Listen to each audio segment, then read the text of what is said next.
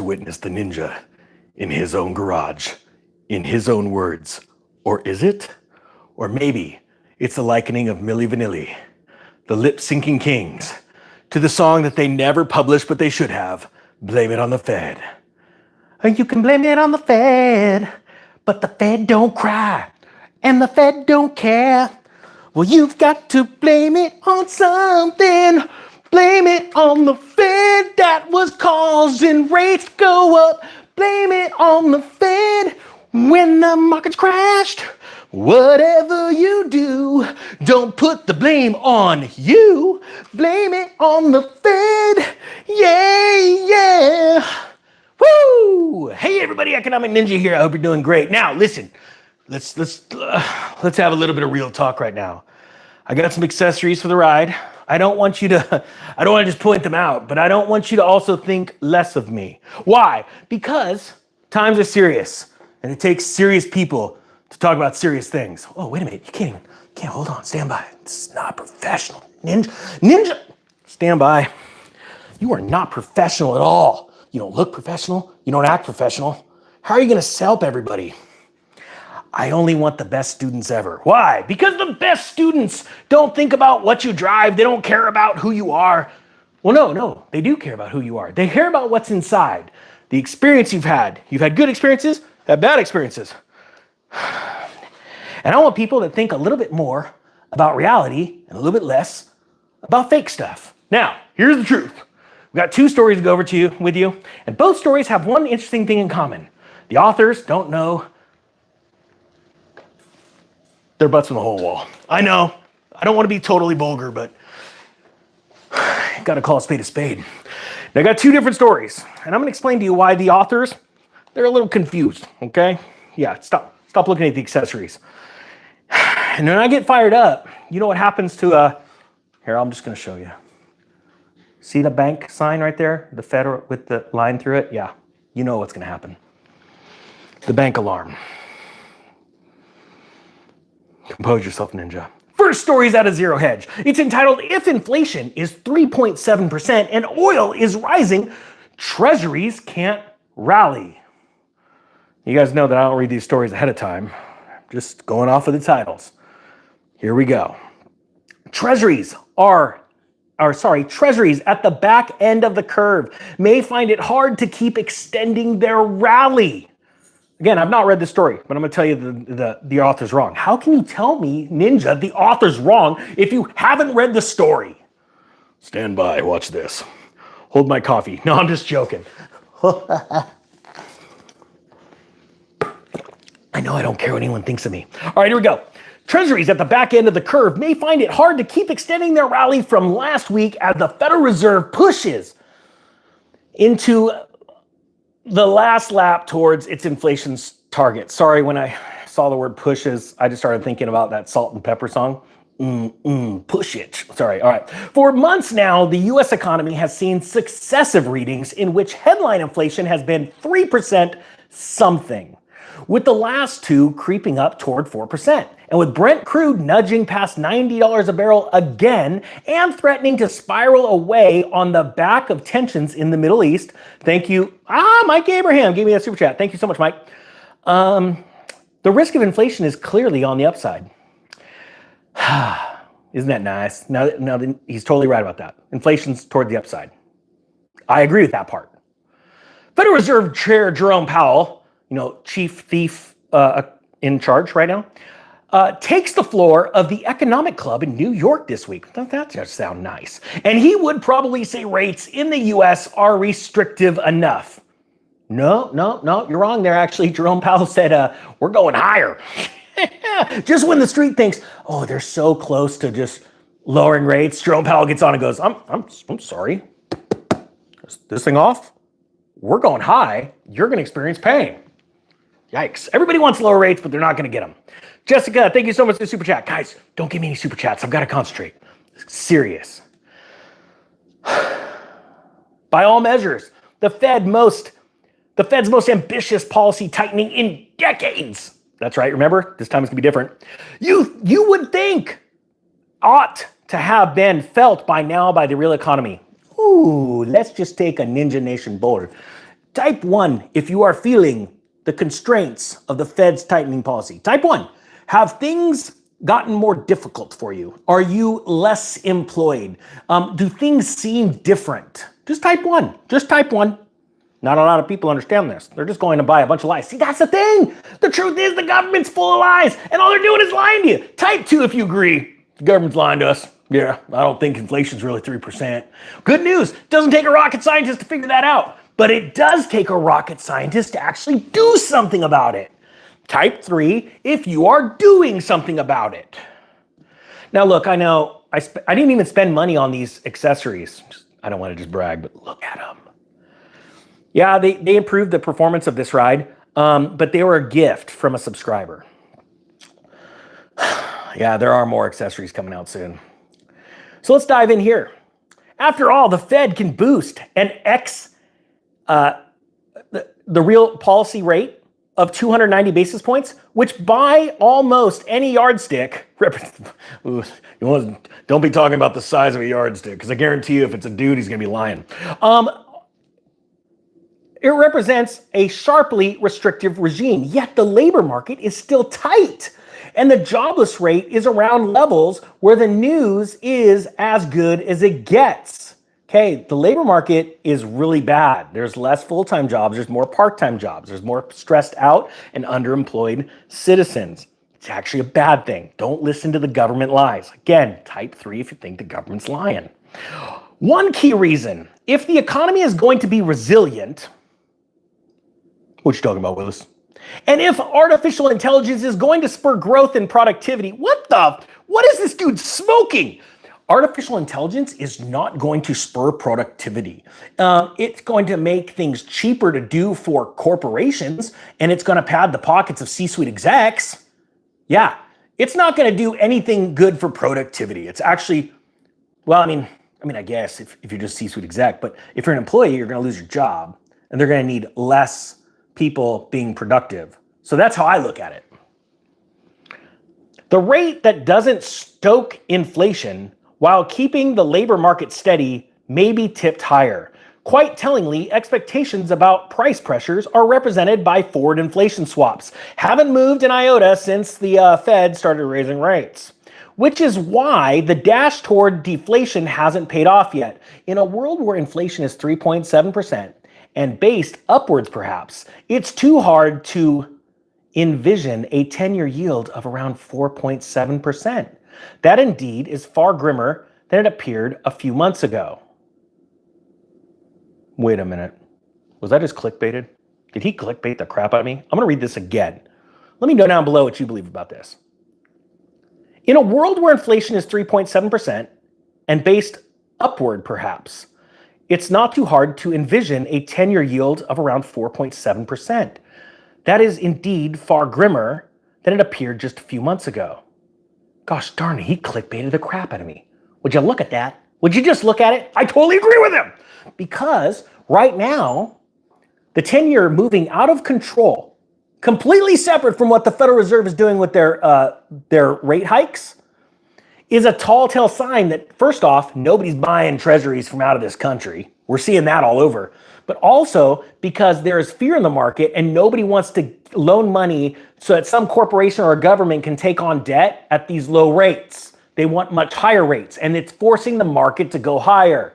Whoever gave me the super chat, thank you. It was blue. That's all I saw. All right, so let's move into the next story. Why don't we? Where is it? Come on, Ninja, get your crap together. Oh, this one's great. Again, just reading the headlines, but I'm a little bit more than a headline reader because I'm reading it with you.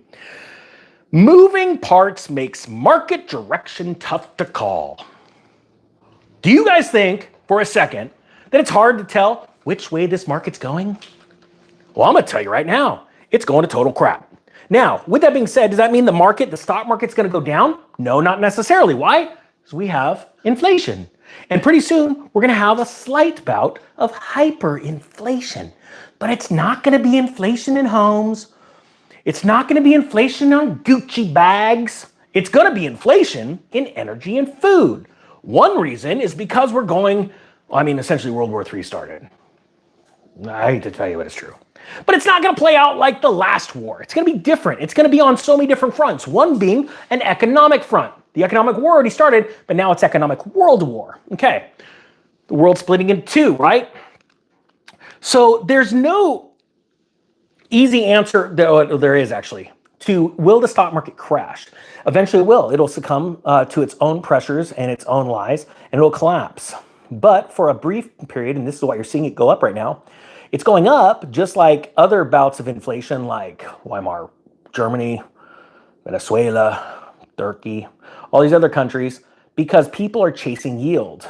They are understanding that their money and savings, checking, cashier's checks, things like that, pretty much M2, money supply is not enough to stay up with inflation, so they're pulling it out and they're chasing yield. They're speculating heavily in the stock market. A stock market, by the way, where all your major indices are held up by just a handful of stocks. If that doesn't scare the piss out of you, I don't know what will. But that's just the truth. And so then you have gold and silver holding really nicely, some really strong levels. Near all-time highs for gold prior to the panic of the actual investor, the mainstream investor, right? You and I, although we're not going to panic. Type 5 if you're panicking. I wish I had this cricket sound. Guarantee there's nobody panicking right now. Yeah, nothing. Type 6 if you are so pumped right now and you're waiting on the sidelines. Oh, I guess there's one guy. There's always that one dude. Hey, I want to be different. Cool. Panic. My point being is this. Type 6 if you're not panicking, if you're pumped, if you're excited, right? But the fact is most people are going to panic and they don't buy gold, they don't buy stocks, they don't buy bonds like wealthy people and hedge funds. They all know, like, don't show your hand. Like, you nibble at things. You wait for bad news to come out, or you create the bad news and you buy as all the sheep will panic and sell. So we've already seen the world gold numbers. The Gold Council comes out with these numbers. All these countries are buying up gold like it's going out of style, but you don't see the price coming up, right? Only fools go, why is the price coming up? It's because they're all smart. You're not that bright. That's it, right? That's the difference of an emotional buyer or seller and an intelligent buyer or seller of any asset class on earth. I don't care if we're talking about oil, any commodity, stock, cryptos, anything. All comes down to fear, uncertainty, and doubt. It all comes out to FOMO, fear of missing out. And that's why these markets move. All right, so check this out. This story, it's entitled, Moving Parts Make Market Direction Tough to Call. Here we go. With uncertainty all around, no clear investor positioning, and earnings season just kicking off, predicting the near-term direction of the stock market is turning into coin flip. Accurately calling the market is never easy. I don't know about that, actually. We're doing pretty good. Type 8 if you think the market's going down in 2024. Type 9 if you think it's going up. And the cool thing is you're going to remember all these votes. You're going to be able to timestamp this video. You'll be able to share it and say, look it, we nailed it. Because why? The mainstream media is not talking about it.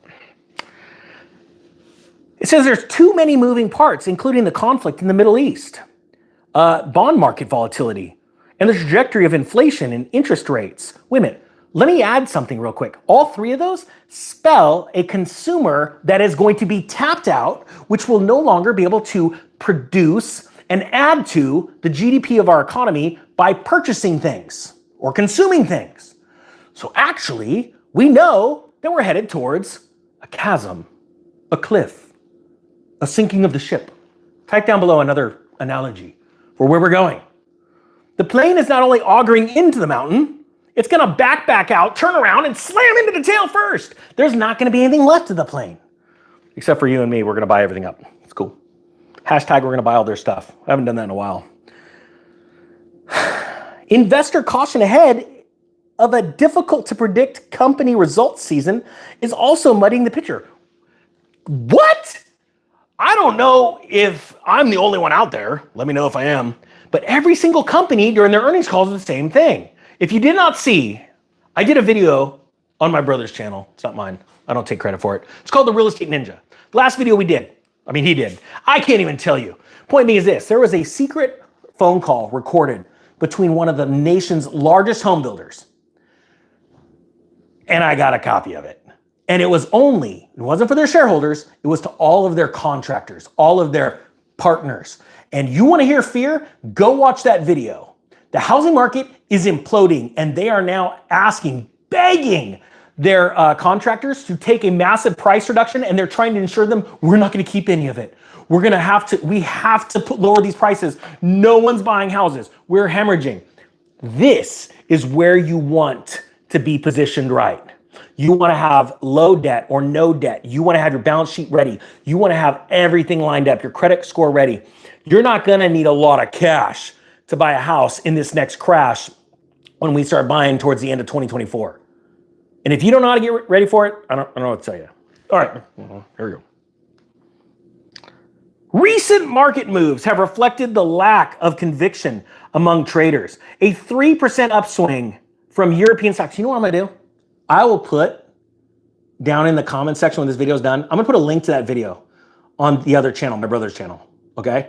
Because I think it's so very valuable that you hear this. It's a secret recording. Nobody, well, now the Lennar knows. But point being is that they don't know who gave it to me because I got awesome insiders. You need to hear it. Because once you hear this desperation in these C-suite execs' voices, this is better than what I went through in 2006. I feel like Dr. Evil riding this thing. Last week's hotter than expected US data did underscore our skepticism on the US Federal Reserve's soft landing economic forecasts, said Pimco US chief economist Tiffany Wilding. I bet you Tiffany Wilding wasn't an economist in 2006. But that's just a guess. You guys let me know down below. She says, we've been skeptical that the Fed would actually deliver the hike projected in the second half of 2023 by the majority of the Fed officials. But at this point, we're leaning towards them getting it in despite the recent tightening in financial conditions. However, she says it remains a close call. Now, I've been on record, and I'll put my neck on the line, the whole gobbler and everything. Sorry, I can't help myself. Point being is this. You can't make fun of yourself. Who can you make fun of, right? I believe that the Fed is going to raise rates twice. Now, it is sort of hard to put your neck on the line and say that, even though they said they're only going to raise them once, is because the 10-year is moving up pretty rapidly. But the Fed also is afraid, they're very afraid of looking like they've lost control. And as the 10-year moves up, without them raising, everybody knows the Fed is not in control. And the Fed needs to maintain control, whether it be the upside or the downside. They want to control this thing. Because if they're looked upon as weak by the central banks, it's going to be bad. So I'm going to put my neck on the line and say that it's going to be raising twice. Now, I'm just curious. Type 9 if you agree with me. Type 10 if you don't. I just think they're going to raise twice. So they go on here and they say, with major benchmarks stuck in the short-term downtrends, a broader range of buyers may be needed to convincingly change the narrative. Well, you mean buyers of bonds? Because we're lacking the buyers of bonds. That's why the rates keep going up. Why isn't CNBC telling us this? I bet you if they drove a sweet ride like this one, they'd talk. I can't stand CNBC.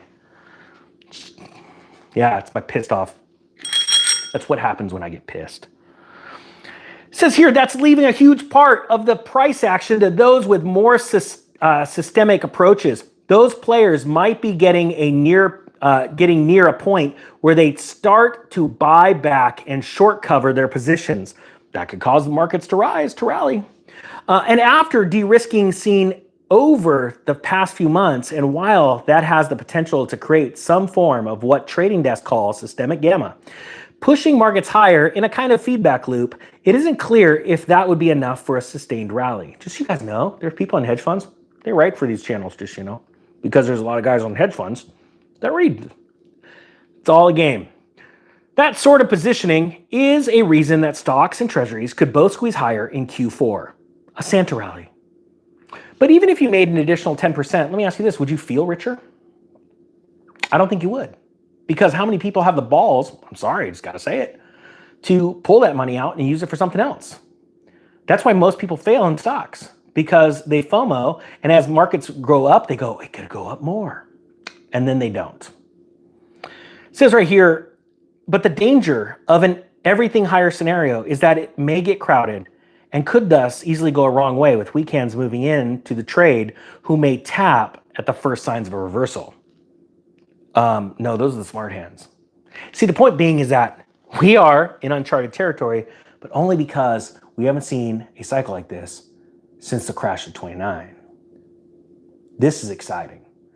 Ladies and gentlemen, I'm going to put that link in the, if you want to go over to the Real Estate Ninja, he looks a lot like me. I mean, I got better hair. But point being is that this is the last video I did, and it's a secret call recorded by Lennar in the home markets. If that doesn't show you what's going on right now in the real markets, remember the housing market, the housing wealth effect is the greatest wealth effect in any human on earth. When that's taken away, we got ourselves a barn burner. I'm going to take advantage of it. Hope you do too. With that being said, the Economic Ninja is out. Hit that button.